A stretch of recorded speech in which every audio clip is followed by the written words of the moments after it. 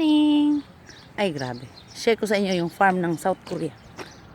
Ito yung farm ng asawa ko. Ay, grabe. Hindi pa siya biniyak. Bibiyakin yan. Lalagyan ng plastic. Para taniman ng zucchini. Yung pinaprocess nila pag summer. Yun.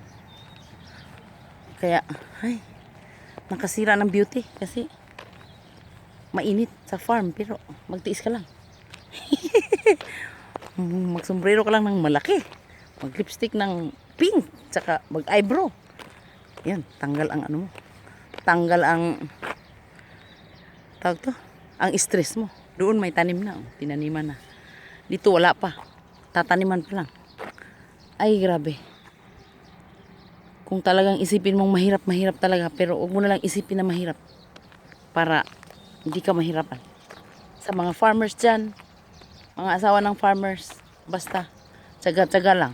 Pag di ka tsaga, pag isipin mong mahirap, nakakamatay talaga yan. Lalo na pag mayaman ka sa Pinas. Tapos pagdating sa Korea, yung asawa mo pala farmers. Ay nako po, kalimutan mo na yung ano. Kalimutan mo yung pagiging mayaman mo sa Pinas. Oh, pag di mo kalimutan yan, nako, mamamatay ka sa Korea. Basta anuhin mo lang yung i-apply mo lang yung acceptance. 3 important things: acceptance, understanding, and consideration. Makasurvive ka. Grabe, ang ganda dito. Gusto ko rin dito eh. Kasi tingnan mo yun oh. Tingnan mo, ano bang nakasulat dyan sa ulap? Parang parang si Jesus Christ nakadipa. Nakakatuwa naman eh. Wala lang, basta masaya lang ako ngayon. Share ko lang sa mga asawa ng farmers dyan, ng mga baguhan. Huwag kayong iiyak. Kasi farmers ang asawa ko. Ay nako po, ganoon talaga. Ako nga eh.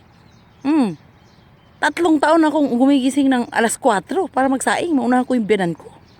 Kasi kasama kami sa biyanan. Hindi madali. Pagkasama sa biyanan, makisama ka talaga. Kasi sampid ka lang. Wala kaming pag-aari. Lahat sa biyanan ko, lahat yan. Kung kaya makisama ka. Kami mag-asawa, wala kaming pag-aari dito. Kumbaga, mga lumad sila dito, mga biyanan ko, silang mga may-ari dito ng kung anong mayroon kami sa bahay. Mga machines, kasi nagtatanim yan sila, mayroon silang pinaprocess na hubak, tsaka yung mu. Hubak pag summer, mu pag winter.